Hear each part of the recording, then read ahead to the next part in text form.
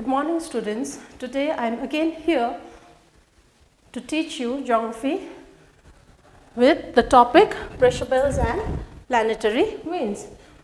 In my previous class, I have already discussed about what is air, what is air temperature, what are the composition of air, what are the different layers of air, and how temperature varies with places and with time, and how global warming is causing, and what are the causes, effects of global warming, and how we can decrease the temperature, what are the things we can take, how we can take the remedial measures to control this global warming. Up to that I have done in the previous class. Today we will discuss about the pressure belts. Pressure, air pressure is nothing but the force exerted by the air on the earth surface. How it works? We know air is a mixture of gases, and these gases has different volumes. That means the air has weight.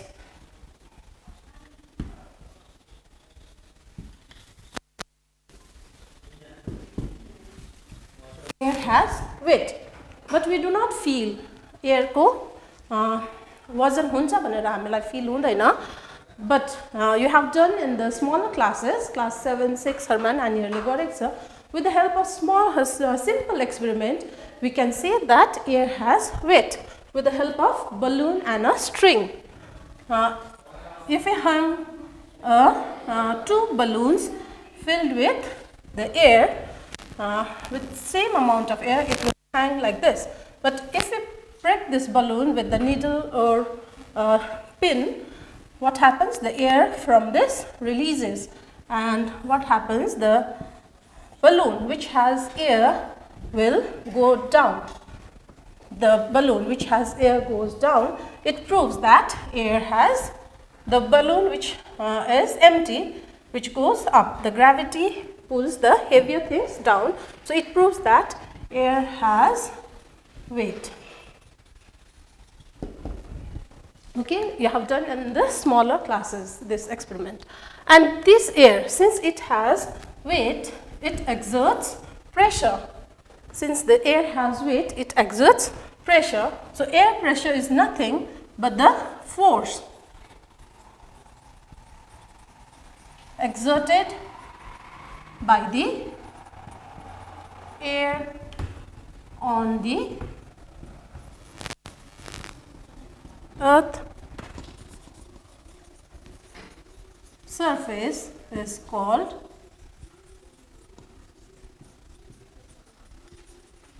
atmospheric pressure.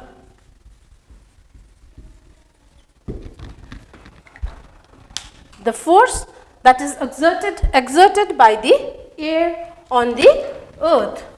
जुन यो हावा छ यसले पृथ्वीमा जुन चाप दिन्छ त्यसलाई चाहिँ हामी के भन्न सक्छौं? Air pressure. तर यो एयर प्रेशर पनि हामीले फिल हुँदैन हामीलाई, किनभने the pressure inside our body balances with the pressure exerted from the outside. त्यो पनि हामीले कसरी बुझ्न सक्छौं भन्दाखेरि, take a plastic bottle, thin plastic बोतलमा हामीले पानी हाल्यो, 3/4 पानी हाल्यो अनि 1/4 चाहिँ खाली राख्यो, अनि बिस्तारै त्यसको क्याप बिस्तारै हामीले खोल्यौं भने अनि हामीले हातले त्यो बोतल प्रेस गर्यौं भने त्यो बोतल के हुन्छ? खुम्चिन्छ. अनि त्यसको हामीले बोतलको क्याप खोल्यौं भने फेरि र प्रेशर रिलिज गर्यो भने त्यो it comes in the normal shape, जुन पहिलाको शेप थियो त्यसमै आउँछ. Again if you Titan the cap, यदि हामीले त्यसको बिर्को फेरि टाइट गर्यौं भने के हुन्छ?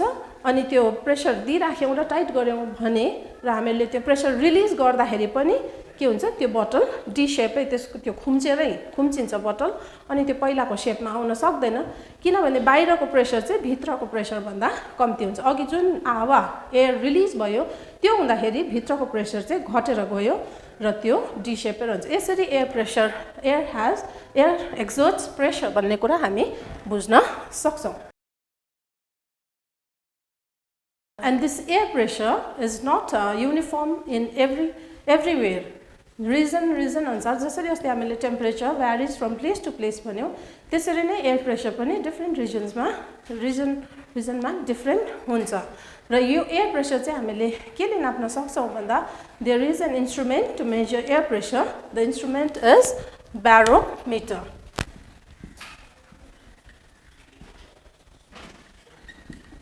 यो नानीहरुलाई अब्जेक्टिभ्सहरुमा पनि what is the instrument that measures the atmospheric pressure name an instrument which measures atmospheric pressure भनेर कोही बेला आउन सक्छ 1 मार्क्समा त्यसमा तिमीहरुले लेख्नु पर्यो barometer there are two types of barometer one is Fortin's barometer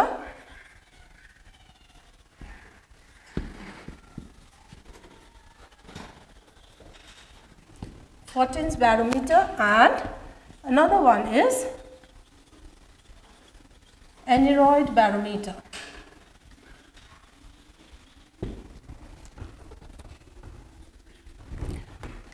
Fortin's barometer and aneroid barometer.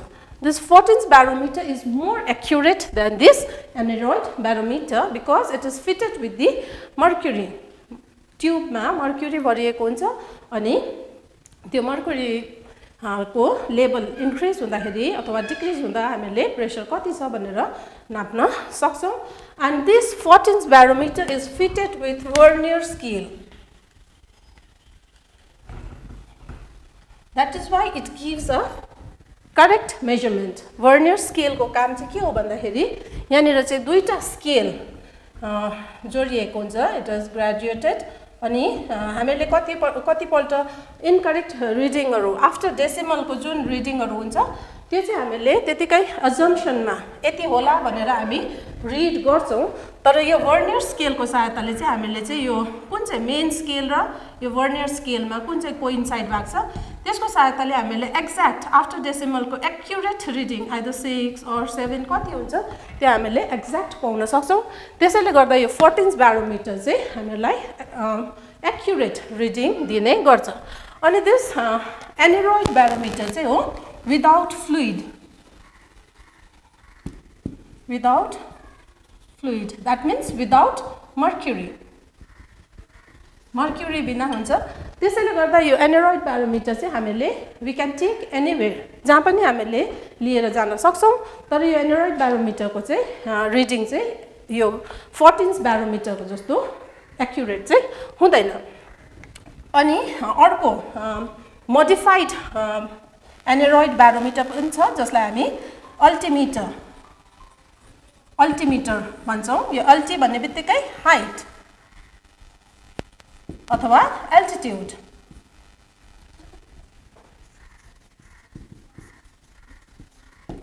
Height अथवा altitude यो अल्टिमिटरले चाहिँ हामीले प्रेसर हेरेर हाइट निकाल्न सक्छौं र यो चाहिँ प्राय जस्तो माउन्टेनियर्सहरुले अथवा पाइलट्सहरुले हाइट अजम्पसन को लागि युज गर्ने गर्छन् तर nowadays with the development of technology धेरै यो मेकानिकल इन्स्ट्रुमेन्टहरु जुन छ वेदर इन्स्ट्रुमेन्ट्सहरु छ त्यसलाई चाहिँ इलेक्ट्रोनिक इन्स्ट्रुमेन्ट्सहरुले रिप्लेस गरिसकेको छ जसले directly it gives data to the computer र अहिले सजिलो भएको छ र यो Fortin's barometer चाहिँ पछि गएर नानीहरुले क्लास 11 मा जुन वेदर इन्स्ट्रुमेन्ट्सहरु इन्टरप्रिटेसन हुन्छ त्यतिबेला यो क्याल्कुलेसनहरु गर्नु सबै सिक्छ र barometer चाहिँ जहिले पनि it is expressed in millimeter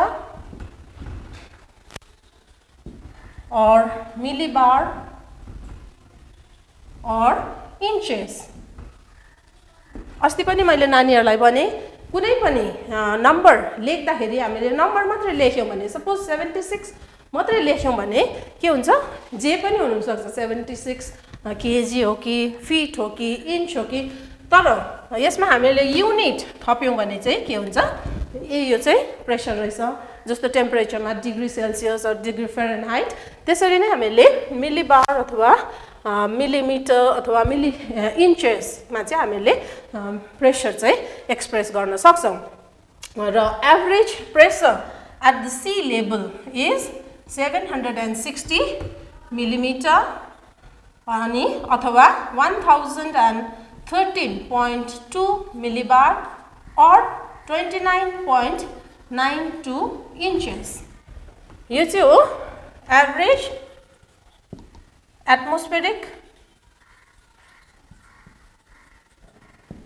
pressure at sea level.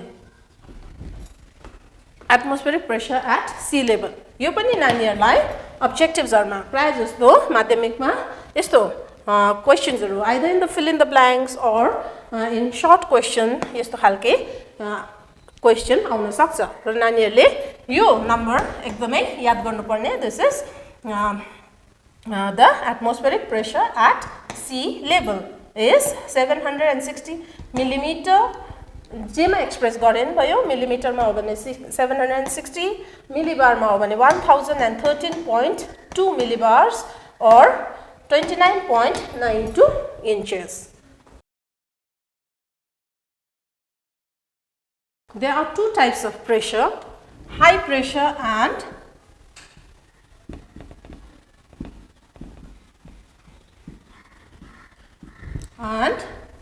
low pressure.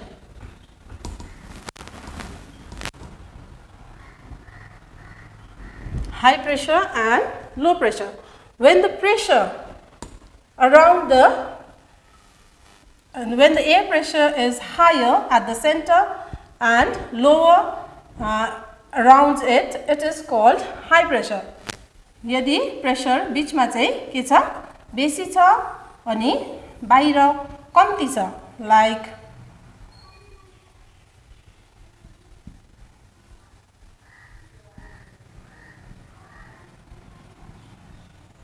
when the pressure inside is higher than the outer pressure, it is called high pressure, and when the pressure inside is lower than the surrounding air pressure, it is called low pressure.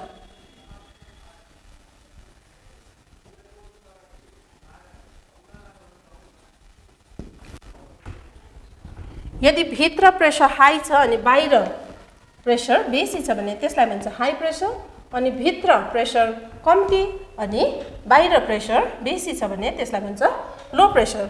र wind अर्को एउटा general rule नानीहरूले याद गर्नुपर्छ pressure पढ्दाखेरि कि wind always blows from high pressure to low pressure. र high pressure छ भने बीचमा हाई प्रेसर छ भने इट मुभ्स आउटवर्ड, र जहिले पनि high pressure to low pressure चाहिँ wind it moves in an anti clockwise direction. यसरी विन्ड मुभ गर्छ.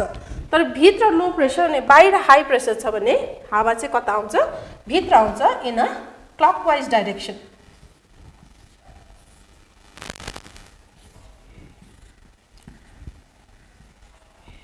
विन्ड चाहिँ भित्र आउँछ.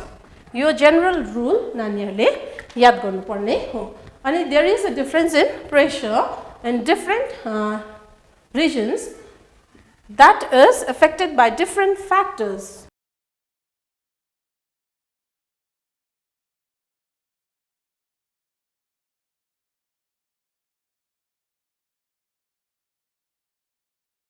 यहाँसम्म नानीहरूले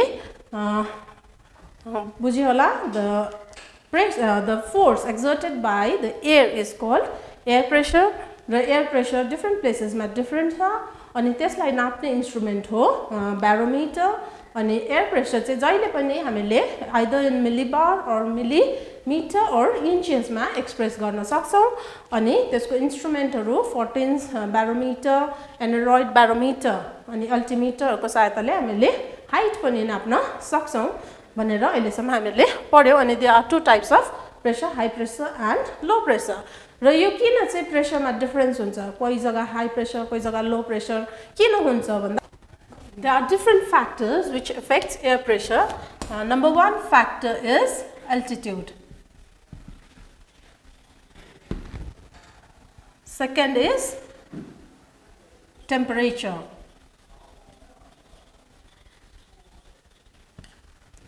Third one is water vapor. Fourth is rotation of the earth.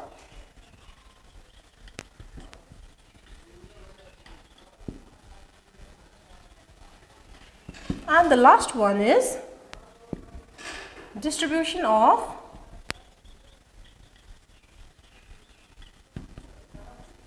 land and water.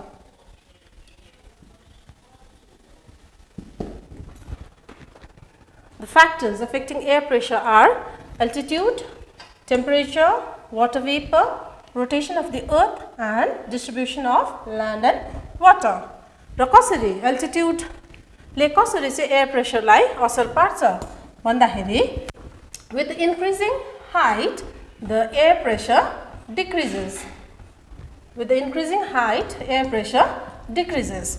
जति हामी समुद्री तहदेखि sea level देखि माथि जाँदै जान्छौं त्यति हावाको चाप we know the lower layer atmosphere को lower layer जुन छ troposphere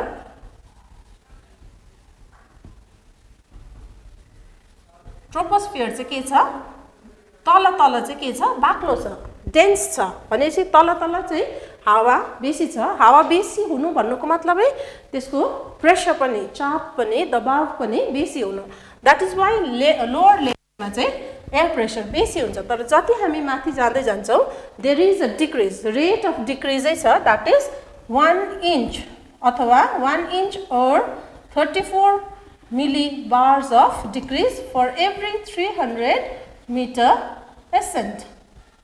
जति हामी 300 मिटर माथि उठ्दै जान्छौं त्यति प्रेशर चाहिँ कति घटेर जान्छ 1 इंच और 34 millibars प्रेशर चाहिँ घट्दै जान्छ. Next is temperature. There is an inverse relation, उल्टा relation छ. Inverse relationship between temperature and pressure. With the increase in pressure,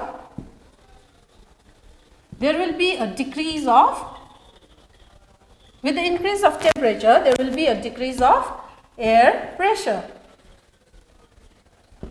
जति टेम्परेचर बढ्छ त्यति एयर प्रेशर घट्छ. किन चाहिँ त्यस्तो हुन्छ भन्दाखेरि टेम्परेचर बढेपछि हावा के हुन्छ तातो हुन्छ वार्म हुन्छ अनि वार्म एयर अलवेज अप माथि जान्छ इट मुभ्स अपवर्ड माथि जान्छ अनि त्यसले त्यहाँनिर भ्याक्युम क्रिएट गरिदिन्छ र त्यहाँनिर प्रेशर हावाको दबाव अथवा फोर्स चाहिँ कम्ती हुन्छ त्यसले गर्दा जहाँनिर हाई टेम्परेचर छ त्यहाँनिर लो प्रेशर हुन्छ अनि जहाँनिर टेम्परेचर कम्ती छ त्यहाँनिर हावाको दबाव बेसी हुन्छ अथवा प्रेशर बेसी हुन्छ.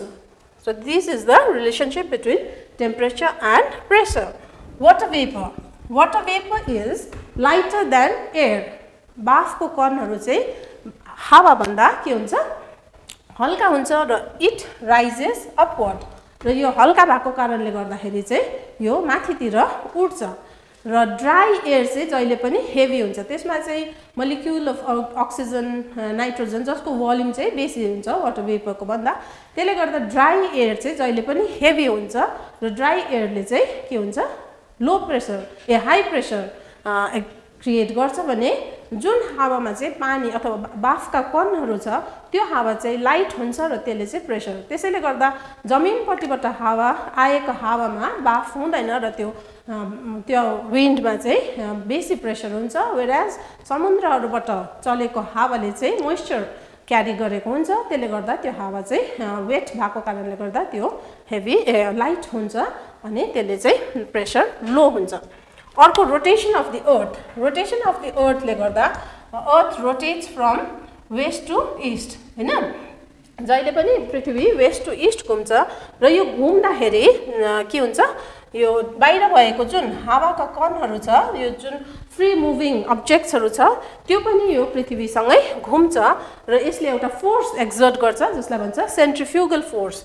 सेन्ट्रिफ्युगल फोर्सको कारणले गर्दा जुन चाहिँ यो इक्वेटर चाहिँ ठुलो भएको अनि नजिक भएको कारणले गर्दा इक्वेटरमा चाहिँ यो सेन्ट्रिफ्युगल फोर्स चाहिँ बेसी हुन्छ अनि यो इक्वेटरको हावा चाहिँ कता जान्छ उकालोतिर जान्छ अनि पोल्सको हावा पनि तलतिर आउँछ जसले गर्दा यो सब ट्रपिकल रिजनमा चाहिँ हावाको चाप बेसी भएर जान्छ र त्यहाँनिर चाहिँ sub tropical high pressure belt create भएको छ। This is because of the rotation of the earth. अनि distribution of land and water, जमिन अनि पानीको आफ्नो आफ्नो प्रपर्टिज छ। त्यो मैले अस्ति टेम्परेचर पढाउँदाखेरि पनि नानीहरूलाई बताएको छु। जमिन छिटो तातिन्छ अनि छिटो सेलाउँछ, अनि पानी चाहिँ ढिलो तातिन्छ अनि ढिलो सेलाउँछ।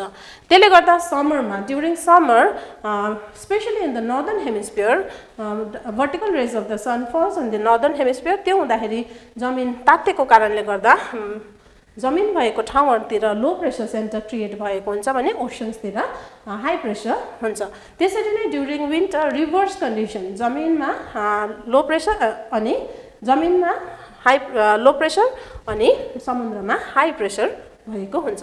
These are the factors affecting air pressure.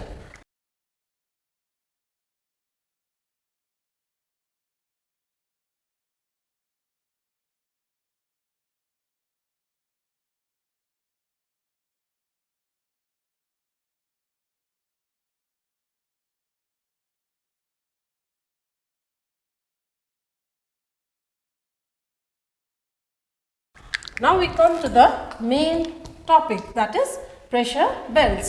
यो एकदमै इम्पोर्टेन्ट पनि छ नानीहरूलाई।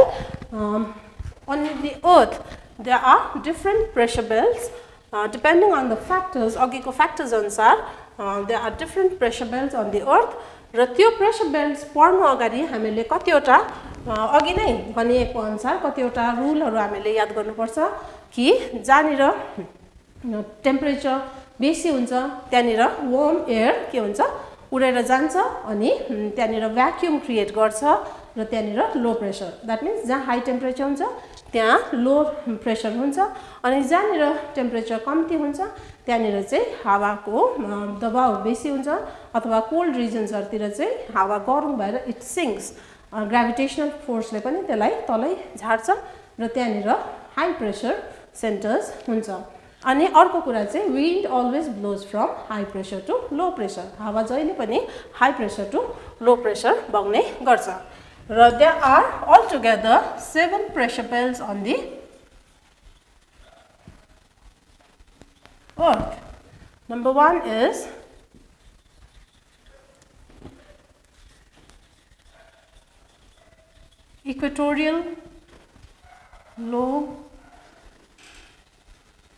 equatorial low pressure belt. Next is subtropical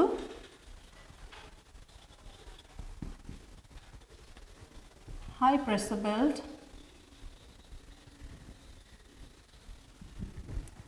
यो चाहिँ दुईवटा छ, 2 and 3 भन्न सक्छौँ हामी। अर्को 4 and 5, that is subpolar low pressure belt, and 6 and 7 polar high pressure belt.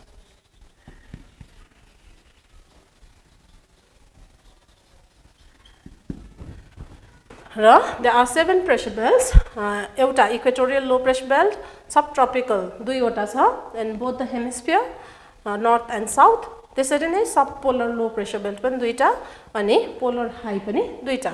र यो प्रेसर बेल्ट्सहरू चाहिँ कसरी बनिन्छ, किन त्यहाँनिर चाहिँ लो प्रेसर, किन चाहिँ यहाँ हाई प्रेसर बनिएको, with the help of diagram म बुझाउने कोसिस गर्छु।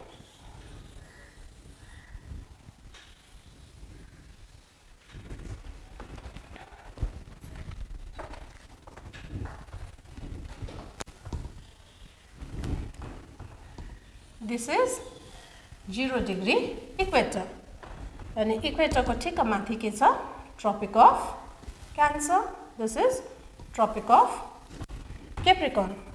र अस्ति हामीले टेम्परेचर पढ्दाखेरि पनि पढेको छ दैट विदिन द ट्रपिक्स, यो जग्गाहरुमा चाहिँ विदिन द ट्रपिक्स चाहिँ vertical rays of the sun falls all throughout the year.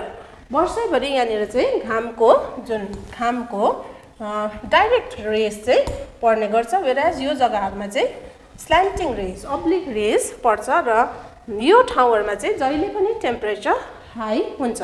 र अघि मैले भने जहाँनिर टेम्परेचर हाई हुन्छ त्यहाँनिर के हुन्छ प्रेसर चाहिँ लो हुन्छ so within the tropics between 5 degree north and 5 degree south lies the equatorial region, equatorial belt जहाँनिर चाहिँ के हुन्छ लो प्रेसर के हुन्छ रे लो प्रेसर यहाँनिर चाहिँ लो प्रेसर हुन्छ just above this tropic of Cancer and just below tropic of Capricorn lies the subtropical region यो ट्रपिक अफ क्यान्सर अनि ट्रपिक अफ केप्रिकर्न को ठिक माथि अनि तल चाहिँ के छ सब ट्रपिकल रिजन बेल्ट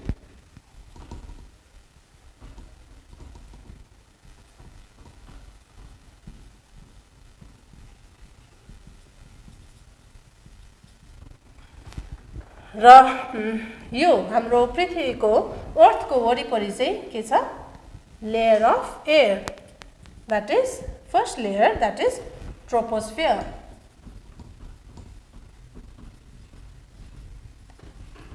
र यो इक्वेटोरियल रिजनमा भएका हावा सधैँ वर्टिकल रेज पर्नाले गर्दा यो हावा चाहिँ वार्म हुन्छ तातो हुन्छ अनि इट राइजेस अप र यहाँनिर चाहिँ इक्वेटोरियल रिजनमा चाहिँ भ्याक्युम क्रिएट गरिदिन्छ त्यसैले गर्दा यहाँनिर लो प्रेसर बनिन्छ तर अब यो हावा कहाँसम्म चाहिँ जाने भन्दाखेरि चाहिँ गएकै त गर्न सक्दैन त्यसलाई केही न केहीले रोक्छ दैट इज यो ट्रोपोपजले the upper boundary of the tropopause that is troposphere that is ट्रोपोपजले यसलाई रोक्छ and it bifurcates in both the direction northern hemisphere र साउदर्न हेमिस्फियर दुईपट्टि नै यो बाइफर्केट हुन्छ अनि यता छ 90 डिग्री नर्थ पोल एन्ड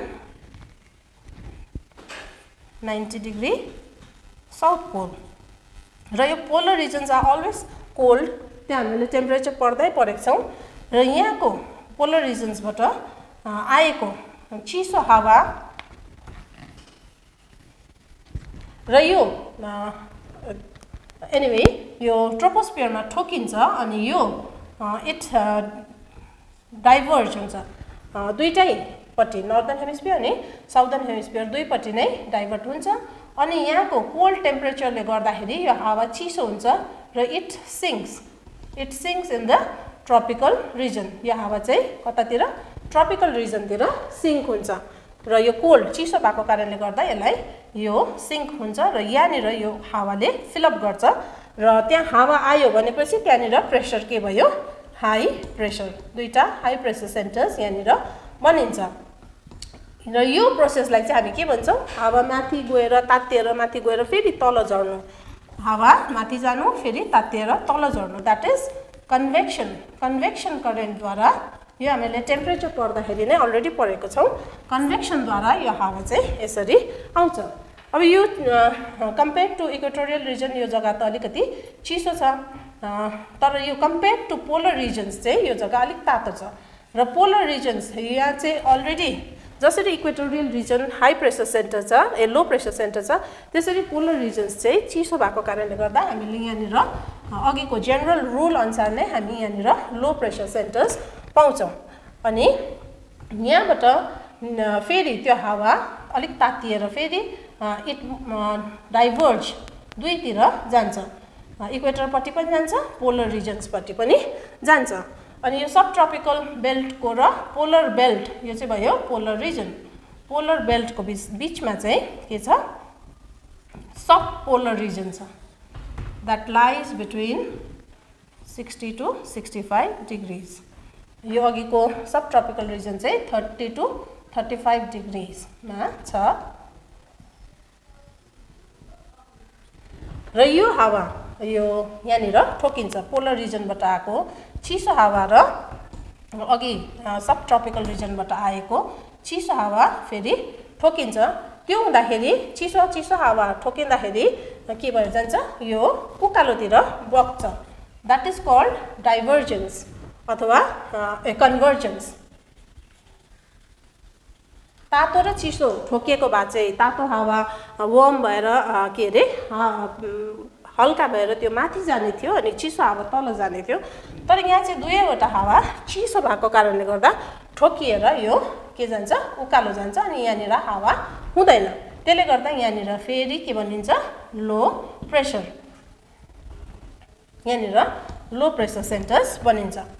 अघि मैले यहाँ पोलर रिजन्समा चाहिँ टेम्परेचर कम्ती भएको कारणले गर्दाखेरि चाहिँ हाई प्रेसर होइन, वेट टेम्परेचर कम्ती भयो भने त्यहाँनिर के बनिन्छ लो प्रेसर होइन, त्यहाँनिर चाहिँ हाई प्रेसर सेन्टर्स बनिएको हुन्छ। र यो सब पोलर रिजन्समा चाहिँ के बनिन्छ लो प्रेसर बनिन्छ किनभने यहाँ हावा के भएर जान्छ डाइभर्ज भएर कन्भर्ज भएर फेरि ट्रोपोस्फियरतिर नै बग्न थाल्छ र यहाँनिर लो प्रेसर बनिन्छ। दिस इज subpolar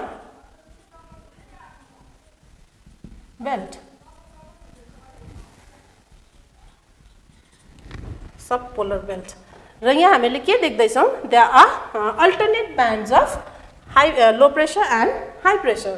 र अघिको हावा यहाँनिर एउटा सेल जस्तो बनिन्छ, यसलाई भन्छ हेडलिस सेल। हेडलिस सेल यहाँनिर पनि फेरि यो हावा डाइभर्ट भएर यता जान्छ अनि ट्रोपोस्फियर चिसो भयो त्यो चाहिँ फेरि फर्केर यता आएर फेरि सिङ्क हुन्छ।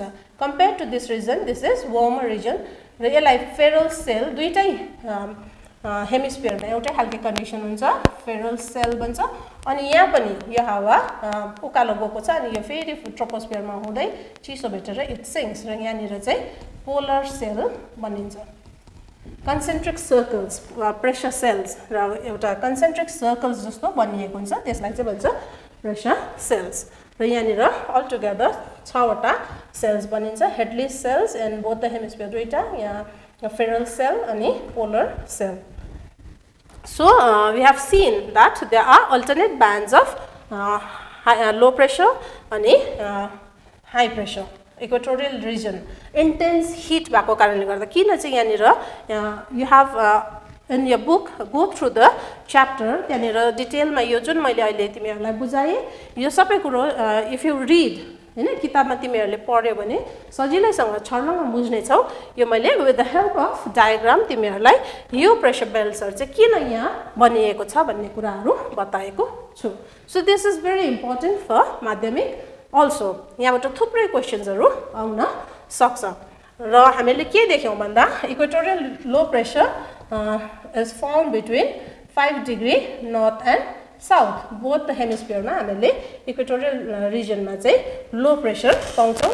त्यहाँदेखि यहाँ चाहिँ because of the intense hit air warms up होइन इट राइजेस अप त्यसले गर्दा त्यहाँनिर भ्याक्युम क्रिएट भएको कारणले गर्दा त्यहाँनिर लो प्रेसर बनिएको हो अनि त्यसको ठिक्क माथि हामी हाई प्रेसर पाउँछौँ between 30 to 35 degree north and साउथमा चाहिँ हामीले इन बोथ द हेमिस्फियर हामीले के पाउँछौँ हाई प्रेसर पाउँछौँ। त्यो अघि मैले बताएँ वार्म एयर राइज भएर ट्रोपोस्फियरमा ठोकेपछि त्यो फेरि डाइभर्ज भएर दुईपट्टि जान्छ अनि त्यो फेरि सिङ्क भएर ट्रपिकल रिजन बेल्टमा त्यो झर्छ अनि कोल्ड त्यहाँनिर हावाको चाप बेसी हुन्छ र त्यहाँनिर हाई प्रेसर हुन्छ।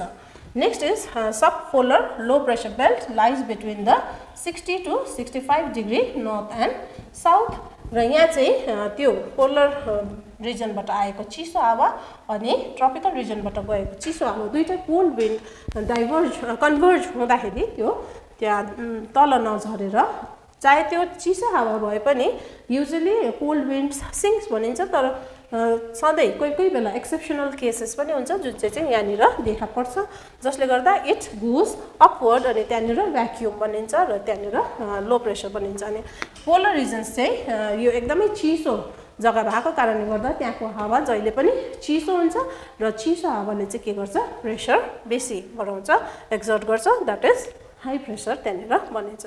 सो यो नानीहरूले राम्ररी याद गर्ने अनि डायग्राम्स पनि राम्रोसँग सिक्ने घरमा बसेर अहिले फ्री टाइममा 3 पल्ट 4 पल्ट 5 पल्ट प्र्याक्टिस गरेर नहेरिकन बनाउनु सिक्ने किनभने यो चाहिँ in geography diagram plays vital role without diagram geography चाहिँ हिस्ट्री जस्तो भएर जान्छ र maps diagrams are the tools of geography र यो कुरा नानीहरूले याद गर्नु पर्यो।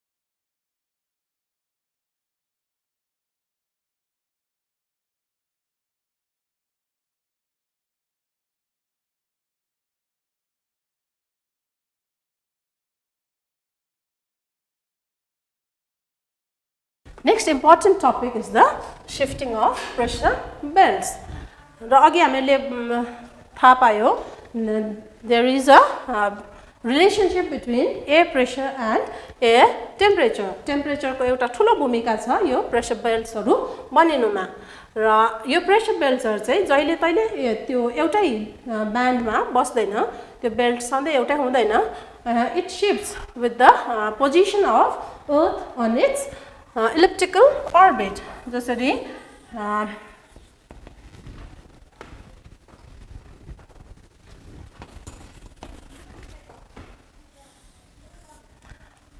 हाम्रो पृथ्वी घामको वरिपरि घुम्छ रेभोल्युसन नानीहरूले सानै क्लासमा पढेकै छ अनि यो कसरी घुम्छ भन्दा एन इन्क्लाइन पोजिसन ढल्किएर इन्क्लाइन पोजिसनमै पृथ्वी घामको वरिपरि घुम्छ त्यसो हुँदाखेरि यो इन्क्लाइन पोजिसन भएको कारणले गर्दा कोही बेला घामको vertical rays falls on the tropic of cancer कोही बेला it falls on the equator यो एक वर्षभित्रमा कोही बेला डिफ्रेन्ट पिरियडमा डिफ्रेन्ट पोजिसनमा घामको रेज फल हुन्छ द्याट इज अन 21 जुनलाई हामी नर्दर्न हेमिस्फियरमा समर सोल्स्टिस भनिन्छ 21 जुनमा के हुन्छ ट्रपिक अफ क्यान्सरमा चाहिँ भर्टिकल रेज पर्छ त्यसरी नै 22 डिसेम्बर जसलाई हामी प्रायः जस्तो नर्दर्न हेमिस्फियरलाई नै कन्सिडर गर्छौँ बिकज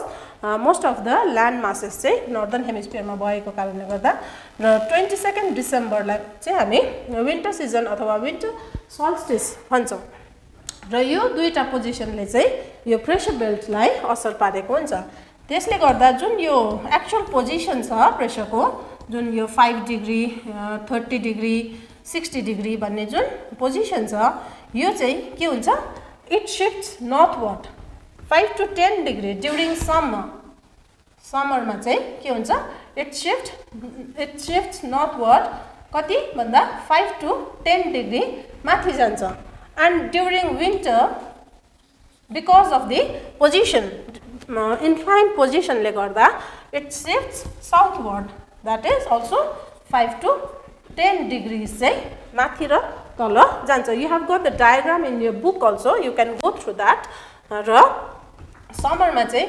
5-10 डिग्री अलिकति माथि जान्छ अनि विन्टरमा चाहिँ 5-10 डिग्री तल जान्छ र यो समर सिजनमा चाहिँ के हुन्छ यसले गर्दाखेरि चाहिँ होल क्लाइमेट नै त्यसले अलिकति असर पारेको हुन्छ र यो रिजनहरू विशेष गरी 30 to 40 डिग्रिजमा चाहिँ हामी यसको असर बेसी देख्छौँ in both the hemisphere north and south दुईटै हेमिस्फियरमा हामीले यसको असर शिफ्टिङ अफ प्रेसर बेल्ट्सको असर बेसी देख्छौँ यसैले गर्दाखेरि चाहिँ यो शिफ्टिङको कारणले गर्दा कोही बेला यो जग्गाहरू during summer it comes under the influence of trade winds म पछि गएर विन्ड्स पढाउँदाखेरि फेरि अझै डिटेलमा यो बुझाउँछु यो ट्रेड विन्ड्स चाहिँ ड्राई भएको कारणले गर्दा यो जग्गाहरूतिर के हुन्छ पानी यसले पराउँदैन अनि इन बोथ द हेमिस्फियर यतातिर यो 30 to 40 डिग्रिजमा यसले पानी पराउँदैन वेयरएज फेरि विन्टर सिजनमा चाहिँ फेरि it comes under the influence of westerlies यही जग्गाहरू फेरि विन्टरमा चाहिँ वेस्टर्लिजको इन्फ्लुएन्समा पर्छ र westerlies brings it comes from the west त्यसैले गर्दा यसलाई वेस्टर्लिज भनिन्छ र वेस्टर्लिजले चाहिँ विन्टरमा पानी पराउने गर्छ त्यसैले गर्दा यो ठाउँहरूमा चाहिँ मेडिटेरेनियन टाइप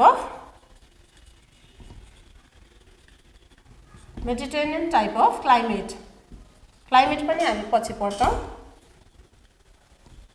यो ठाउँहरूमा यसरी क्लाइमेटलाई असर पार्छ Mediterranean type of climate prevail गर्छ मेडिटेरेनियन भनेपछि चाहिँ हाम्रो इन्डियाको is tropical monsoon type of climate just opposite of tropical monsoon चाहिँ हामी मेडिटेरेनियन भन्ने गर्छौँ विन्टर रेन जहाँनिर हाम्रो यतातिर चाहिँ समरमा पानी पर्छ भने मेडिटेरेनियन रिजनतिर चाहिँ विन्टरमा पानी पर्छ किन चाहिँ विन्टरमा पानी परेको भन्दा because of the shifting of pressure belts so these are the things नानीहरूले याद गर्नुपर्ने कुरा अनि only during the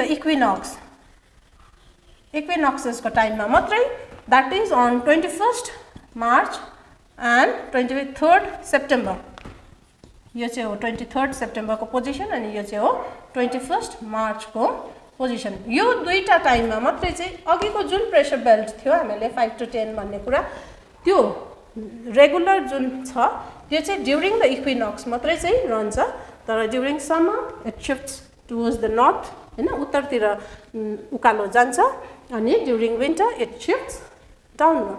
so these are all about today's class. नानीहरूले सुरुदेखि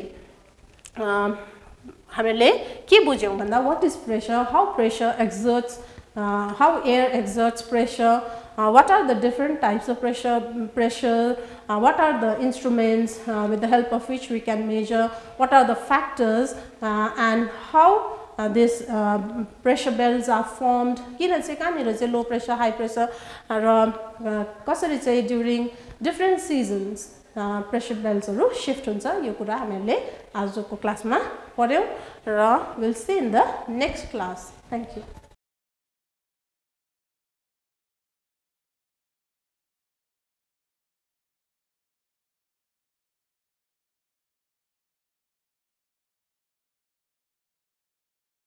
I am Mohesh Donal. I am an assistant teacher of Monsong High Secondary School. र अस्ति last क्लासमा हामीले फिजिकल साइन्स गरेको थियौं, त्यसमा बिहेभियर अफ ग्यासेस च्याप्टरबाट हामीले गर्दै थियौं र त्यही बिहेभियर अफ ग्यासेस च्याप्टरलाई नै हामी कन्टिन्यू गरौँ।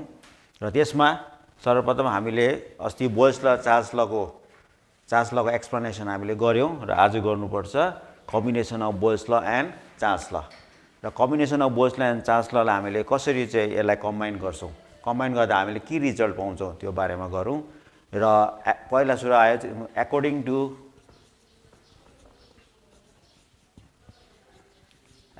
टु बोयल्स ल।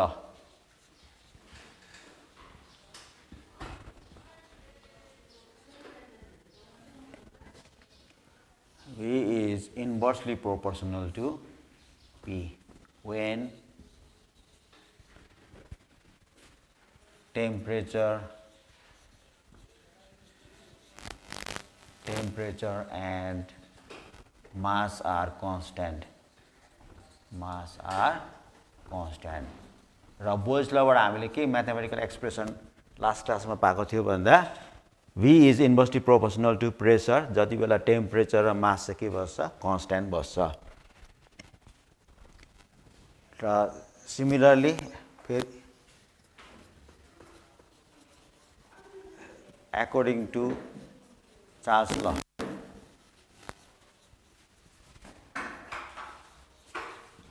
र चार्ल्स लबाट फेरि हामीले म्याथमेटिकल एक्सप्रेसन के पाउँछौँ भन्दा V is directly proportional to T when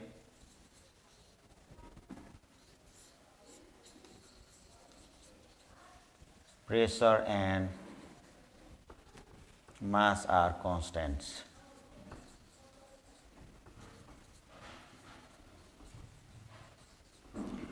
र बोयल्स लबाट हामीले V is inversely proportional to pressure when temperature and mass are constant, अनि चार्ल्स लबाट चाहिँ हामीले V is directly proportional to temperature when pressure and mass are constant. अब यो दुईटा जुन चाहिँ म्याथमेटिकल एक्सप्रेसन चाहिँ बोयल्स र चार्ल्स ल, यसलाई हामीले कम्बाइन गर्छौं र combining this two lodge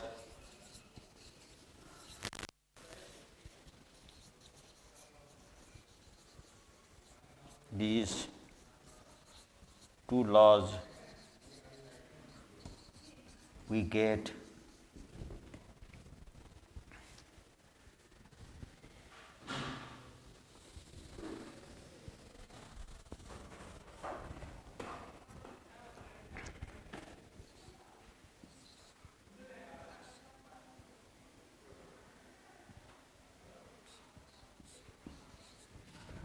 V is directly proportional to temperature, is directly inversely proportional to pressure. र हामीले साइन अफ प्रोपोर्सनल हटाउँदा चाहिँ अपन P र यो रिलेसन पाउँछौँ V is equal to KT where K is constant.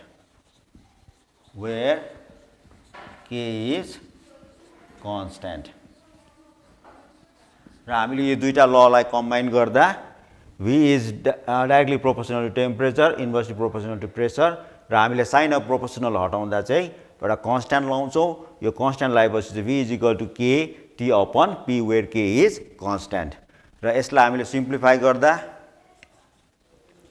pb is equal to kT भेट्छौँ र यो चाहिँ भयो एउटा एक्सप्रेसन पाउँछौँ यो एक्सप्रेसन चाहिँ हो ideal gas equation pb is equal to kT र यो चाहिँ भयो combination of Boltzmann and Charles लको रिलेसन एक्सप्रेसन अनि योलाई चाहिँ हामी चाहिँ आइडियल ग्यास इक्वेसन भनेर भन्छौँ र फर 1 मोलको लागि चाहिँ फर n मोल्सको लागि चाहिँ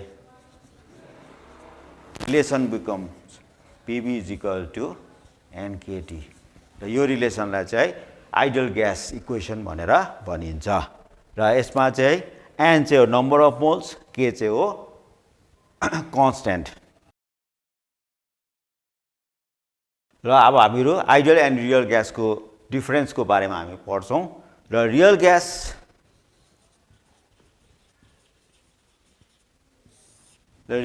चाहिँ के हुन्छ भन्दा the attractive force and repulsive forces चाहिँ बिट्विन द पार्टिकल्स जुन चाहिँ हुन्छ त्यो चाहिँ एकदमै स्मल हुन्छ वेयर एज आइडियल ग्यासमा चाहिँ त्यो एट्र्याक्टिभ एन्ड रिपल्सिभ फोर्स चाहिँ हुँदैन त्यो चाहिँ नम्बर 1 हाम्रो के छ डिफरेन्स हो र नम्बर 1 डिफरेन्स के छ भन्दा the attractive and repulsive force between the particles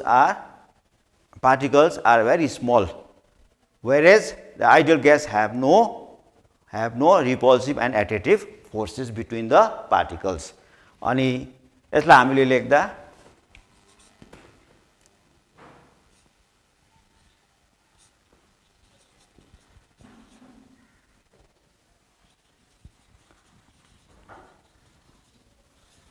particles have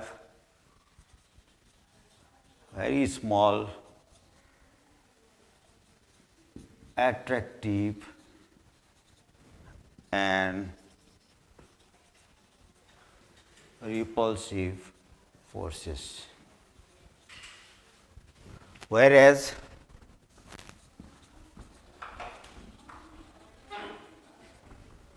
ideal gas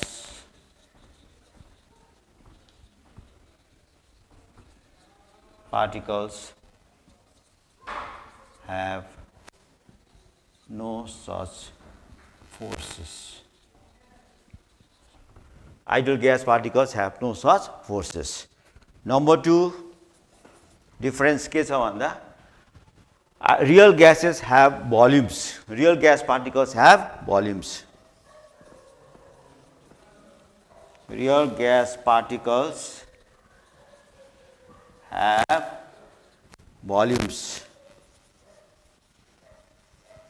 Whereas ideal gas मा हामीले हेर्यौं भने ideal gas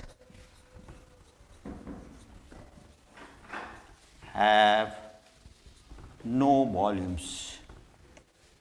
Ideal gas particles have no volumes.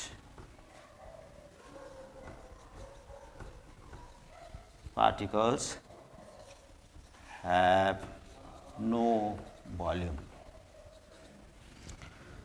And the last difference is real gas particles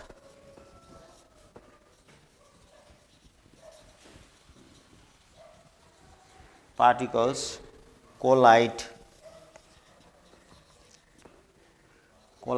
inelastically.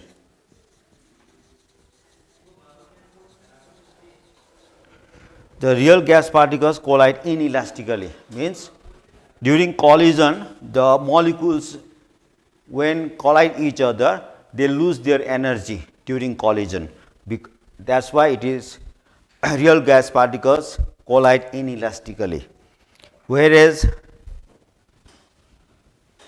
ideal gas particles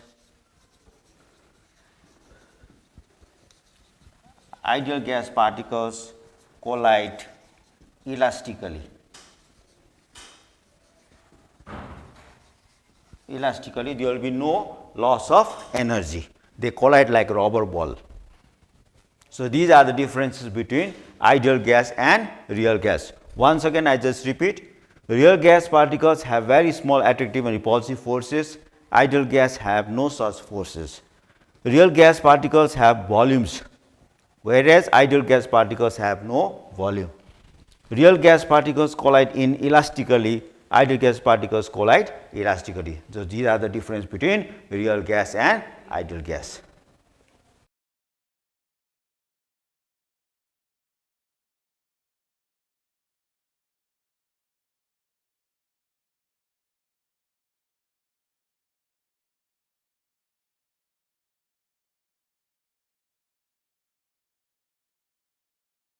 र अब हामीहरू absolute zero and absolute scale of टेम्परेचरको विषयमा पढौँ र एब्सोल्युट जीरो भनेको चाहिँ के हो भन्दा चाहिँ it is the temperature of -273 degree Celsius at which the gas molecules have no volume.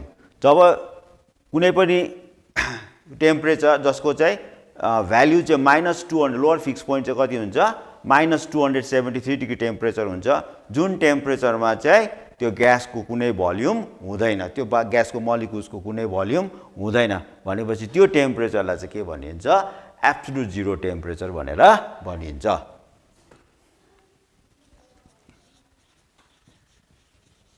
Absolute र यहाँ डेफिनेसन के आयो absolute zero is defined as the temperature of -273 Celsius at which the gas do not have volume र यो चाहिँ भयो absolute जीरोको definition. यो डेफिनेसन तिमीहरूले राम्रोसँग याद गर्नुपर्छ. यो definition absolute zero what is absolute zero भनेर आयो भने चाहिँ तिमीहरूले यो परिभाषा लेख्नुपर्छ. र अब अर्को आयो एब्सोल्युट स्केल अफ टेम्परेचर. र एब्सोल्युट स्केल अफ टेम्परेचर चाहिँ के हो भन्दा चाहिँ एब्सोल्युट स्केल अफ टेम्परेचर चाहिँ त्यो स्केल अफ टेम्परेचर जसमा चाहिँ हामीले यसलाई केल्भिन स्केल पनि भनिन्छ, जसमा चाहिँ लोअर फिक्स पोइन्ट चाहिँ कति हुन्छ 273 एब्सोल्युट हुन्छ, 273 एब्सोल्युट हुन्छ.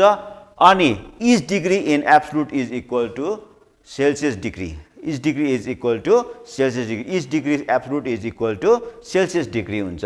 त्यो स्केललाई चाहिँ के भनिन्छ एब्सोल्युट स्केल अफ टेम्परेचर भनिन्छ. जस्तै आयो यो एउटा स्केल भयो एब्सोल्युट स्केल जसको चाहिँ लोअर फिक्स पोइन्ट 273 के हुन्छ अनि अप्पर फिक्स पोइन्ट चाहिँ हुन्छ 373 के. अनि यो जुन चाहिँ 100 डिभिजन्स हुन्छ त्यो हुन्छ 100 डिभिजन हुन्छ. अनि यसमा चाहिँ 1 absolute is equal to 1 degree Celsius हुन्छ. 1 degree absolute is equal to 1 degree Celsius हुन्छ. र यसलाई चाहिँ एब्सोल्युट स्केल अफ टेम्परेचर भनेर भनिन्छ. र यसलाई कसरी डिफाइन गर्छ भन्दा it is the scale of temperature. र यसमा चाहिँ के हुन्छ भन्दा it is the scale of temperature at which the lower fix point is taken as 273 K and each degree is equal to that of the Celsius scale. र यो चाहिँ भयो एब्सोल्युट स्केलको के भयो डेफिनेसन भयो. यो दुईवटा डेफिनेसन चाहिँ तिमीहरूले कन्टस्ट याद गर्नुपर्छ. यो डेफिनेसन इक्जाममा what is absolute zero what is absolute scale of temperature भन्दा चाहिँ यो तिमीहरूले लेख्नुपर्छ.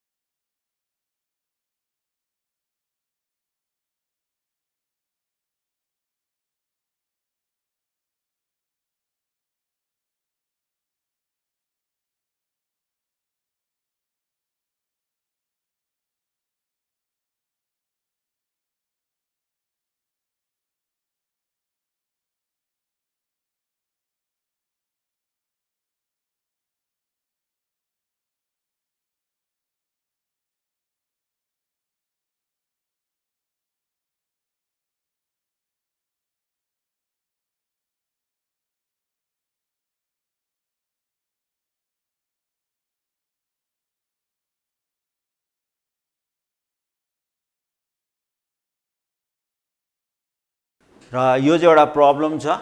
यो प्रब्लम चाहिँ कम्बिनेसन अफ बोयल्स लबाट बोयल्स लको आधारमा यो प्रब्लम हामी गर्न लागिरहेका छौँ र यो प्रब्लममा चाहिँ हाम्रो फर्मुला जुन चाहिँ एक्सप्रेसन छ म्याथमेटिकल एक्सप्रेसन जुन चाहिँ यहाँ हामी प्रयोग गर्छौँ त्यो प्रयोग गरेर चाहिँ हामीले यो प्रब्लमलाई चाहिँ यो न्युमेरिकल प्रब्लमलाई चाहिँ हामी के गर्छौँ सल्भ गर्छौँ र त्यसको लागि चाहिँ हामीसँग के छ एक्सप्रेसन छ from combination of Boyle's and Charles ल त्यो एक्सप्रेसन चाहिँ के हो भन्दा चाहिँ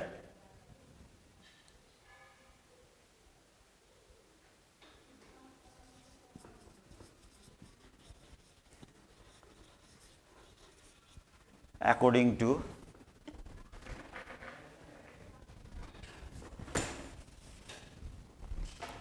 here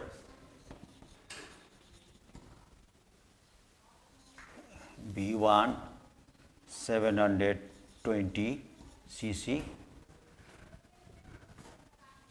pressure P1 570 mm temperature T1 27 degree Celsius र यो चाहिँ सेल्सियस स्केलमा छ यसलाई हामीले चाहिँ केल्भिन स्केलमा लानुपर्छ एब्सोल्युट स्केलमा लाँदा चाहिँ हुन्छ T1 is equal to 273 plus 27 गर्दा चाहिँ 7310 एब्सोल्युट त्यसै प्रकारले हामीले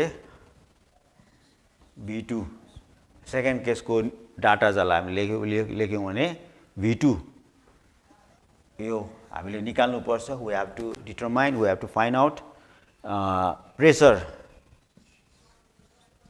P2 इज 190 mm अनि टेम्परेचर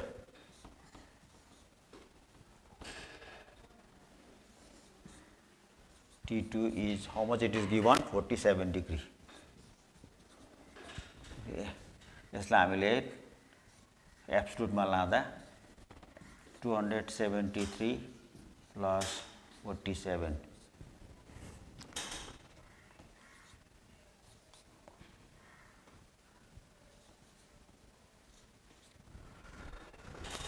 7 3 10 7 4 11 12 213 320 एब्सोल्युट हुन्छ र यो हामीले डाटालाई हामीले कलेक्सन गर्यौँ V1 दिस P1 आयो त्यहाँदेखि एब्सोल्युट स्केलमा इनिशियल टेम्परेचर 300 एब्सोल्युट द फाइनलमा we have to find the volume pressure final pressure is 190 mm अनि फाइनल एब्सोल्युट टेम्परेचर इज 320 र यसमा हामीले फर्मुला प्रयोग गर्छौँ त्यो फर्मुला के गर्छौँ प्रयोग गर्छौँ भन्दा चाहिँ यसमा चाहिँ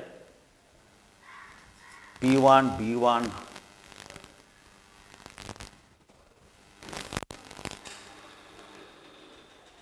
T1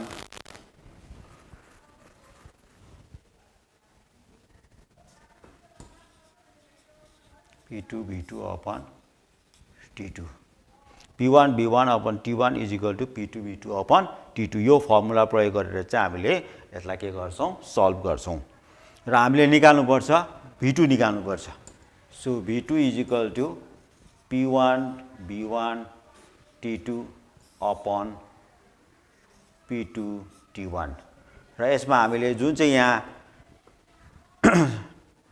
हामीले यहाँ कलेक्सन गरेको छौँ त्यो कलेक्सन चाहिँ हामी यहाँ के गर्छौँ लगाउँछौँ र P1 भनेपछि हाम्रो 570 V1 भनेपछि चाहिँ हाम्रो कति 720 अनि T2 भनेपछि चाहिँ 320 डिभाइडेड बाई ल P2 हाम्रो छ 190 T1 छ हाम्रो 300 र यसलाई हामीले सल्भ गरौँ र यसलाई हामीले सिम्प्लिफाई गरौँ सिम्प्लिफाई गर्दा क्यान्सल 19 1 19 19 3 जा 7 0 0 0 0 क्यान्सल 3 1 जा 3 3 1 जा 3 गर्दा चाहिँ आयो हाम्रो 72 into 32 72 into 32 र यो मल्टिप्लाई गर्दा कति हुँदो रहेछ 72 32 2 2 4 2 7 14 3 2 6 3 7 21 4 10 2 3 2 3 0 4 2 3 0 4 cc र यो चाहिँ के हो हाम्रो फाइनल भोल्युम भयो के भयो फाइनल भोल्युम भयो र हामीले यो प्रब्लमलाई सल्भ गरेर चाहिँ यो फर्मुला लगाएर चाहिँ कम्बिनेसन अफ बोल्ट्जम्यान चार्ल्स लको फर्मुला लगाएर चाहिँ हामीले योलाई क्याल्कुलेसन गर्यो भने हामीले फाइनल भोल्युम चाहिँ पाउँछ 2304 cc पाउँछ एकछिन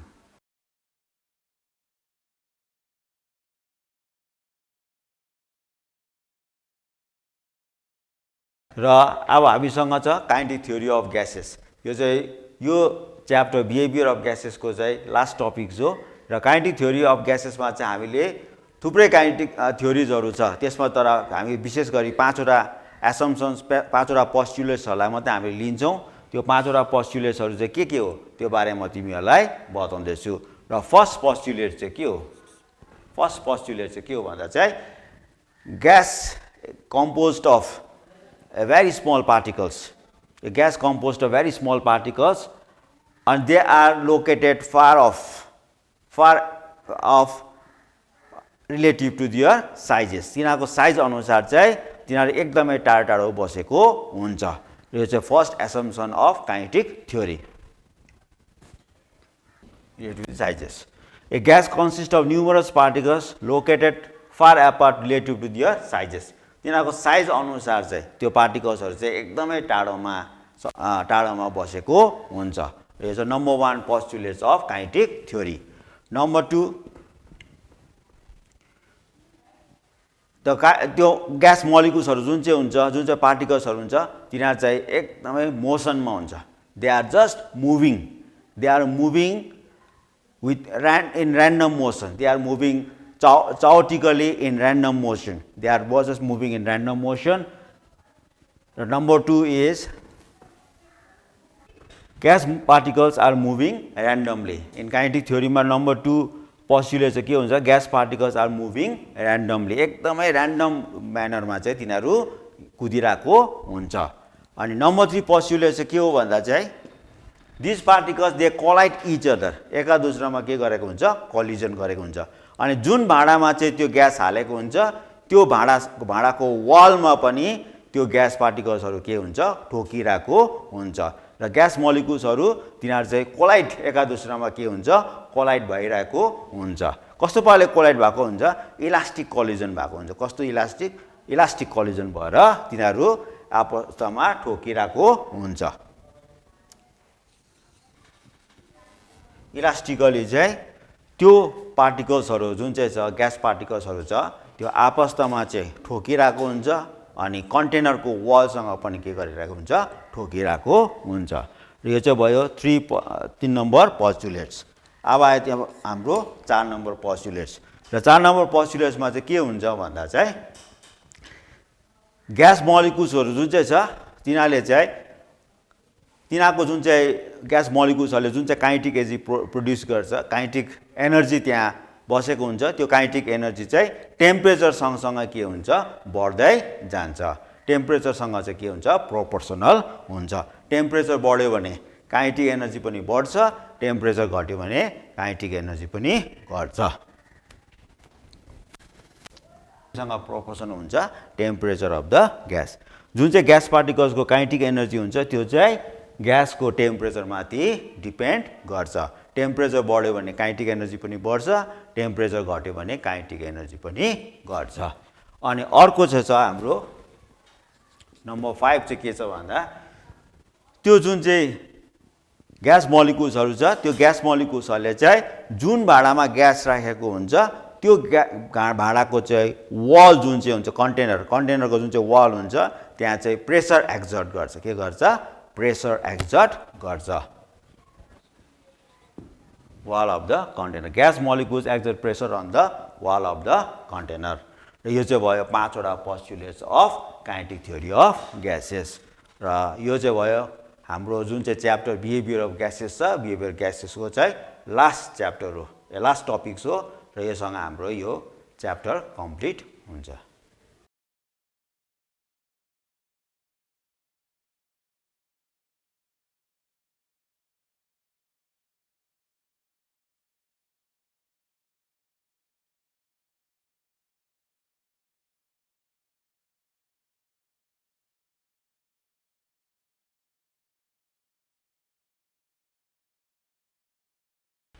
Hello, good morning. This is Amrit, and today our topic is cell organelle, which is involved during cell division. In our previous chapters, we have learned about the chromosome, its components.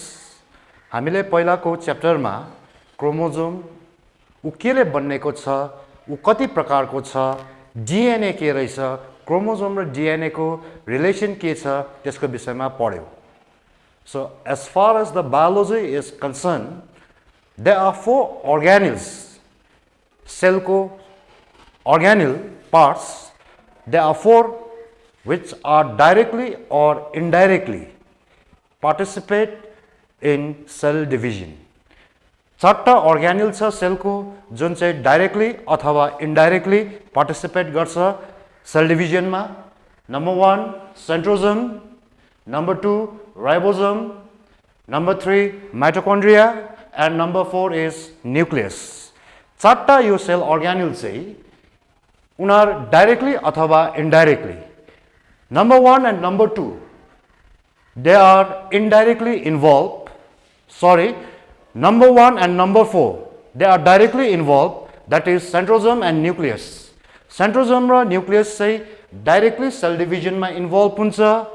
2 and 3, ribosome and mitochondria, they are indirectly involved.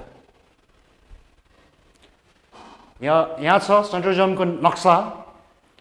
Centrosome, it is composed of 2 barrel shape or cylindrical shape structure, that is centroid. Centrosome चाहिँ दुईटा cylindrical अथवा त्यो drum जस्तो shape को structure ले बन्नेको हुन्छ, त्यसलाई हामीले centroid भन्छ. र centroid चाहिँ it's nothing but a 9 triplets, or you may call bunch of microtubules. भन्नुको मतलब centroid चाहिँ सानसानो त्यो microtubules जुन छ यो देख्दैछौ, यो 3टा यसरी जोइन भएर जम्मा 9टा यस्तो triplets को एउटा barrel shape structure centroid बनिँदो रहेछ. हामीले अहिले के पढ्यौ भन्दाखेरि centrosome चाहिँ pair of centroid ले बन्नेको रहेछ. Centrosome दुईटा centroid ले बन्नेको रहेछ. यो दुईटा centroid चाहिँ सेलमा कसरी देख्छ भन्दाखेरि चाहिँ एका अर्का उ चाहिँ 90 डिग्री मा यसरी बसेको हुन्छ. यो एउटा centroid, यो अर्को centroid. र यो centrosome को पोजिसन चाहिँ more or less nearer to the nucleus हुन्छ. न्यूक्लियस को छेउमा पाउँछ. र हामीले के पढ्यौ अहिले भन्दा centrosome चाहिँ centroid ले बन्नेको हुँदो रहेछ. दुईटा centroid ले यो centroid चाहिँ 9 triplets of microtubule ले बन्नेको हुँदो रहेछ. So what is microtubule? Microtubule चाहिँ के होला? Actually microtubule is the filament of protein. Microtubule चाहिँ एउटा protein को filament हो. And that protein is known as tubulin. त्यो protein लाई tubulin भनेर हामीले मान्छौं. र अहिले हामीले एउटा cell organelle, cytoplasmic organelle, which directly takes part in animal cell division, त्यसको विषयमा पढ्यौं. जो चाहिँ केले बन्नेको हुँदो रहेछ, दुईटा centroid ले. यो centroid चाहिँ केले बन्नेको हुँदछ, microtubule ले. microtubule केही पनि हैन रहेछ, is a filament of protein. त्यसको नाम चाहिँ के रहेछ, tubulin. र how it is related to cell division, उ चाहिँ कसरी चाहिँ cell division मा related छ भन्दाखेरि या अथवा उ कसरी इन्भल्भ छ भन्दा एनिमल सेलमा यो माइक्रोट्युबलहरु इलोंगेट भएर तन्केर गएर they form into a spindle shape. Spindle shape भनेको चाहिँ माथि चुच्चो बीचमा फुल्लेको मुनि यस्तो spindle shape structure. यो प्रकारको स्पिन्डल फाइबर बनाउँदछ उले. एनिमल सेलमा स्पिन्डल फाइबर हामीले आउँदो क्लासमा हामीले पढ्छौं सेल डिभिजनमा स्पिन्डल फाइबर के रहेछ भनेर. त्यो स्पिन्डल फाइबर बनाउने काम चाहिँ सेन्ट्रोजोमको रहेछ. र उ सेल डिभिजन छोडेर उसको अरू फङ्सन पनि छ। जस्तै हामीलाई बोनले जुन हड्डीको कारणले गर्दा हामीलाई स्ट्रक्चर दिइरहेको छ, सेप दिइरहेको छ, त्यसरी नै सेन्ट्रोजमको फङ्सन के रहेछ भन्दाखेरि दे गिभ्स एन्डोस्केलेटन। एन्डोस्केलेटन भनेको टु द सेल, भन्नुको मतलब चाहिँ सेललाई सेप र साइज दिने काम चाहिँ कसले गर्दो रहेछ? सेन्ट्रोजमले। फेरि एकखेप रिपिट गर्दैछु, सेन्ट्रोजम दुईटा सेन्ट्रोयलले बनेको हुँदो रहेछ। त्यो सेन्ट्रोयल चाहिँ barrel shape or hollow cylindrical shape structure made up of microtubules. Microtubule is nothing, it's just a filament of protein and that protein is known as tubulin. यो फङ्सनको विषयमा पढ्यो हामीले र helps in animal cell division with the formation of spindle fibre र chromosome sister chromatid अथवा क्रोमोजोमलाई separate गर्ने काम पनि सेन्ट्रोजमकै हो। राइबोसोम तिमीहरूले सानो क्लासमा पढेको छौ। It is non membranous organelle, भन्नुको मतलब चाहिँ यसको बोक्रा हुँदैन। It can be found in cytoplasm or within other cellular organelle. यो राइबोसोम चाहिँ साइटोप्लाज्ममा ऊ फ्रीली मजाले घुमि पनि रहेको हुनसक्छ अथवा ऊ कसै अर्ग्यानिलसँग टाँसेर या त्यो अर्ग्यानिलको भित्र पाइनु सक्छ। Ribosome they are commonly known as cell engine. Cell engine पनि भन्छ अथवा फ्याक्ट्री पनि भन्छ यसलाई, सेल फ्याक्ट्री भनेर। Why it is known as cell factory or cell engine?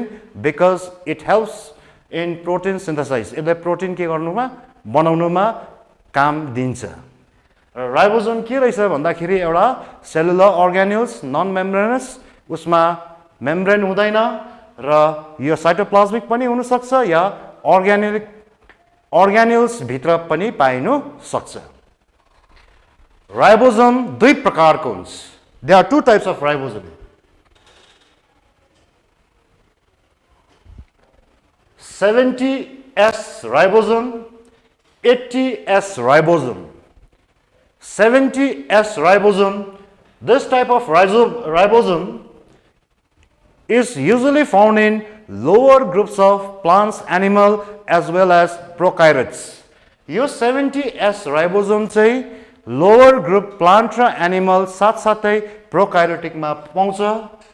80S चाहिँ हामी higher plants, animals मा पाउँछ। राइबोसोम दुई प्रकारको हुँदो रहेछ, 70S and 80S। 70S lower groups of plant, animal, prokaryotic मा, 80S eukaryotic cell मा पाउँदो रहेछ। र यो SS भनेको चाहिँ के रहेछ भन्दाखेरि S भन्नुको मतलब चाहिँ it is the Vedberg unit. Vedberg unit के हो यो Vedberg unit भन्नाले? It is the sedimentation coefficient unit. Sedimentation coefficient unit एकखेप अलिक सजिलो पाराले बुझाउने ट्राई गर्छु। जब हामीले एउटा स्यान्ड र पानीलाई घोल्यौँ भने, पुरा घोलेर उसलाई नहल्लाइ राख्दियो भने आफ्टर सर्टन पिरियड त्यो स्यान्ड चाहिँ बिस्तारै मुनि सेडिमेन्टेसन हुँदै आउँछ, थुप्रिँदै जान्छ। त्यो जुन सेडिमेन्टेसनको रेट छ त्यसलाई चाहिँ भन्छ Vedberg unit or it is usually represented by S. यो केही पनि हैन रहेछ, S भनेको चाहिँ सेडिमेन्टेसन कोएफिसिएन्ट युनिट रहेछ यो। र जुन प्रोकार्योट्समा लोअर ग्रुप्स अफ प्लान्ट्स, एनिमल्समा पाइने 70S राइबोसोम छ, उसको सेडिमेन्टेसन रेट 70S रहेछ। युकार्योट्समा पाउने राइबोसोमको सेडिमेन्टेसन रेट चाहिँ 80S रहेछ। र अलिकति डिटेलमा म तिमीहरूलाई बुझाइन्छु। यहाँनिर राइबोसोमको दुईटा पार्ट हुन्छ, एउटा ठुलो पार्ट लार्ज पार्ट, एउटा स्मल पार्ट हुन्छ। 70S राइबोसोममा लार्ज पार्ट चाहिँ 50S, सेडिमेन्टेसन कोएफिसिएन्ट यसको 50S हुन्छ, यो माथिको लार्जर पार्ट। यो मुनिको स्मलर पार्ट जुन छ यसको सेडिमेन्टेसन कोएफिसिएन्ट 30S हुन्छ। युकार्योटिक राइबोसोममा लार्जर पार्ट त्यो जुन माथिको ठुलो छ टोपी जस्तो त्यो 60S हुन्छ मुनि स्मलर पार्ट 40S ले बन्नेको हुन्छ र यो चाहिँ भयो हाम्रो राइबोसोम फेरि एकखेप रिपिट गर्दैछु ribosome it is non-membranous organelles which can be found in cytoplasm or within other organelles. Ribosome is of two types, that is 70S and 80S. 70S are usually found in lower groups of plants and animals, prokaryotes. 80S they are found in eukaryotic cell. Function of ribosome: protein synthesis or they manufacture protein. उले protein बनाउँदा रहेछ र किन चाहिँ मैले राइबोसोमलाई यो च्याप्टरमा cell डिभिजनमा हाले how it is related to protein उ कसरी चाहिँ प्रोटिन सेल डिभिजनसँग रिलेट छ भन्दाखेरि हामीले अस्ति क्रोमोजोम पढ्यौ क्रोमोजोम केले बन्नेको हुँदो रहेछ भन्दाखेरि क्रोमोजोम बन्नेको हुँदो रहेछ न्यूक्लिक एसिड प्लस प्रोटिन हामीले कम्पोनेन्ट्स अफ क्रोमोजोम प्रिभियस क्लासमा के पढ्यौ भन्दाखेरि क्रोमोजोम चाहिँ न्यूक्लिक एसिड र प्रोटिनले बनाएको हुँदो रहेछ र यो जुन सेल डिभिजन हुनु अगाडि यो क्रोमोजोम डुप्लिकेट हुनु पर्यो उसको अर्को कपी निस्किनु पर्यो त्यति बेला उलाई न्यूक्लिक एसिड सँगसँगै प्रोटिन पनि चाहिन्छ यो प्रोटिन चाहिँ कसले सप्लाई गर्दो रहेछ भन्दाखेरि राइबोसोमले सप्लाई गर्दो रहेछ सेल डिभिजन र यो जुन राइबोसोमको हामीले अस्ति राइबोसोमको विषयमा मैले अलिकति स्किप गरेको थिएँ parts of yeah different types of RNA गर्दाखेरि डिएनएले ट्रान्सक्रिप्ट गर्छ एउटा एमआरएनए प्रोटिन बनाउने कोड यसले कोड बोकेको हुन्छ टिआरएनए ट्रान्सफर आरएनए जसले चाहिँ गएर साइटोप्लाज्ममा गएर एमाइनो एसिडलाई पक्रिन्छ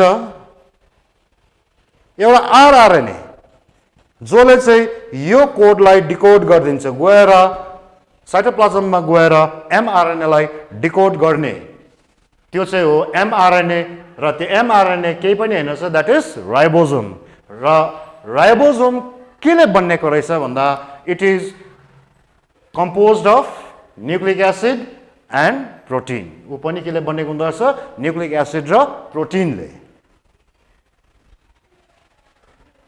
mitochondria next organelle which is indirectly involved during cell division it is a cytoplasmic organelle cytoplasmic organelle भन्नुको मतलब ऊ साइटोप्लाज्ममा भेट्छ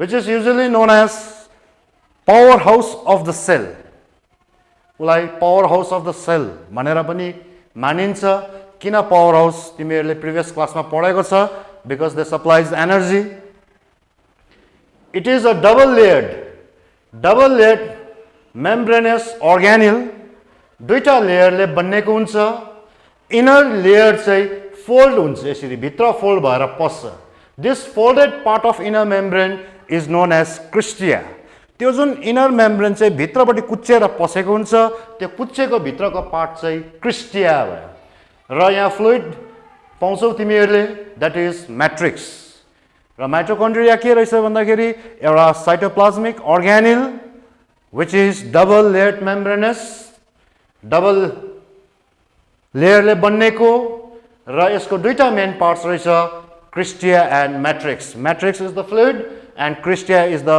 folded part of inner membrane त्यो जुन इनर मेम्ब्रेन भित्र कुच्चिएर जुन पसेको छ त्यसलाई क्रिस्टिया भन्दो रहेछ र mitochondria powerhouse of the cell किनभने उसले एनर्जी सप्लाई गर्छ एनर्जी रिलिज गर्छ तर एनर्जी कसरी रिलिज गर्छ भन्दाखेरि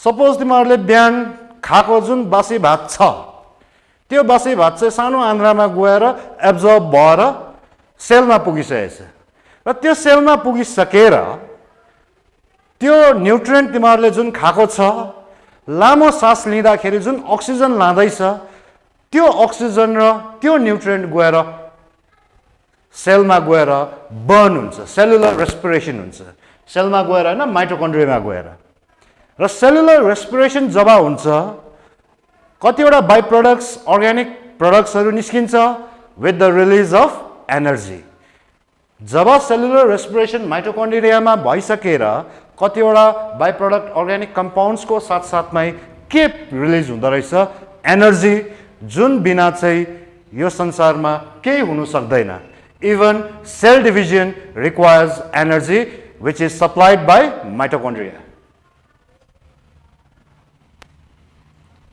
र function of mitochondria देखिहाले तिमीहरूले cellular respiration this means it takes nutrient from the cell which breaks down oxidation भयो with the help of oxygen and turns into energy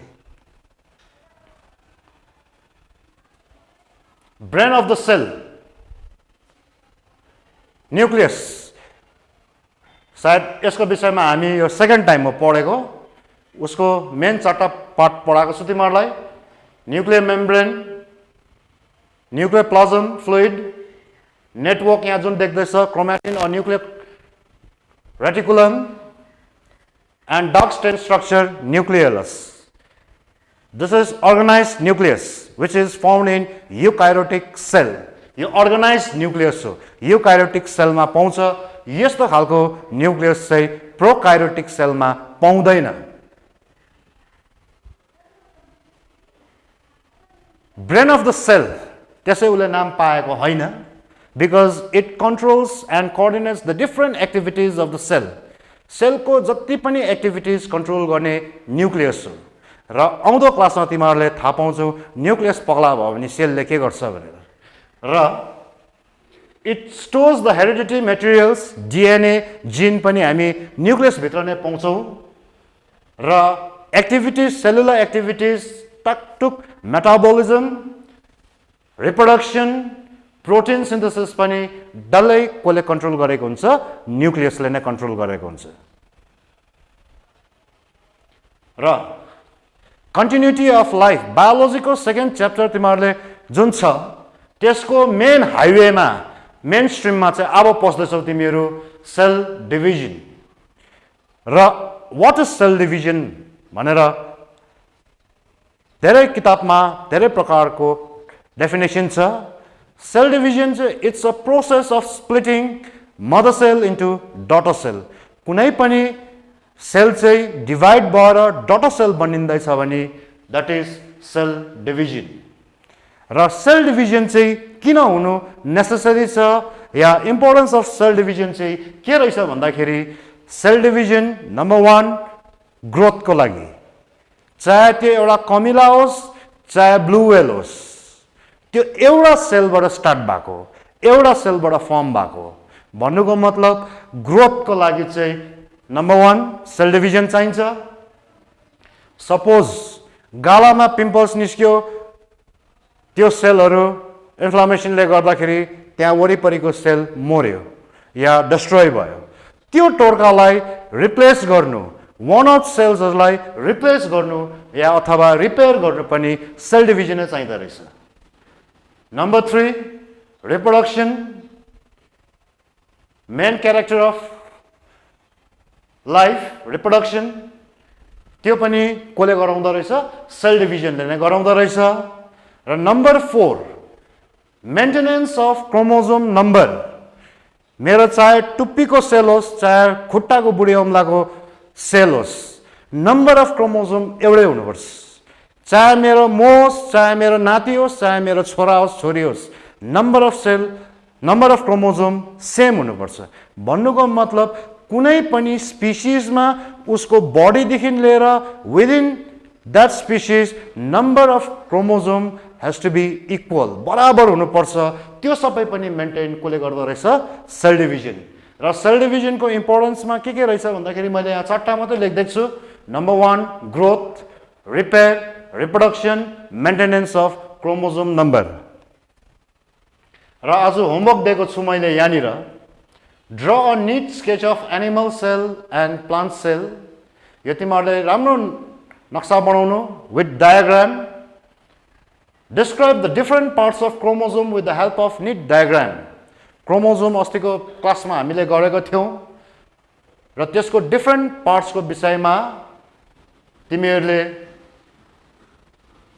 नक्सा बनाएर डिस्क्राइब गर्छौ र डिफ्रेन्ट पार्ट्स अफ क्रोमोजोम भन्नुको मतलब चाहिँ त्यहाँनिर अस्ति हाम्रो के थियो भन्दा न्युक्लिक एसिड केले बनिएको थियो न्युक्लिक एसिड हाम्रो बनिँदाखेरि नाइट्रोजनस बेस हो कि हैन र राइबोज सुगर फस्फोरिक एसिड त्यसको नक्सा सँगसँगै तिमीहरूले त्यसको विषयमा लेख्छौ state the difference between nucleus and nucleolus nucleus र न्युक्लियलसको दुईटामा भिन्नता के रहेछ what are the difference between prokaryotic and eukaryotic cell prokaryotic र यूकार्योटिक सेलमा डिफरेन्स के रहेछ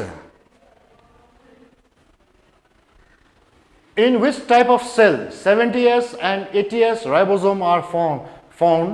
मैले यहाँनिर के लेख्दिएको छु भन्दाखेरि कुन प्रकारको सेलमा चाहिँ 70S र 80S यसको आन्सर चाहिँ पहिला तिमीहरूले प्लान्ट कुन प्लान्टमा पाउँदो रहेछ त्यहाँदेखि प्रोकार्योट्स कुन त्यसको नाम दिनु एनिमलको त 80S त जे नाम भइगयो name two human cell which cannot divide हाम्रो बडीमा दुईटा सेल छ त्यो डिभाइड हुन सक्दैन म आन्सर दिइहाल्छु यसको that is RBC and neuron तर म अलिक यहाँ चेन्ज गर्छु why RBC and neuron cannot divide भनेर किन चाहिँ आरबिसी र न्युरोन डिभाइड हुन सक्दैन त्यसको विषयमा लेख्नु र स्टेट ट्रु अर फल्स छ यहाँनिर centrosome is found in plant cell centrosome plant cell भनेर लेखिदिएको छु तिमीहरूले टेक्स्ट पल्टाएर हेर्नु ठिक हो भने ट्रु लेखिदिनु फल्स हो भने फल्स लेखिदिनु ribosome is also found in chloroplast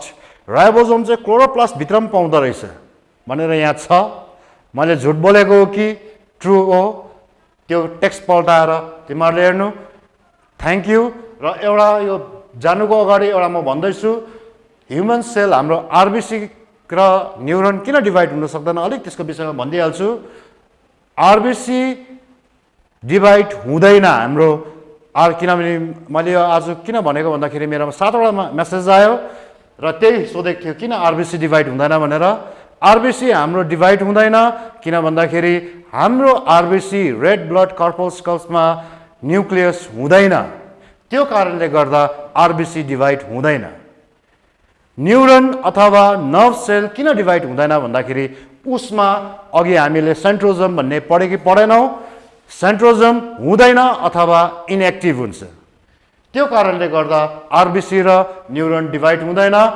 यति भन्दै थ्याङ्क यू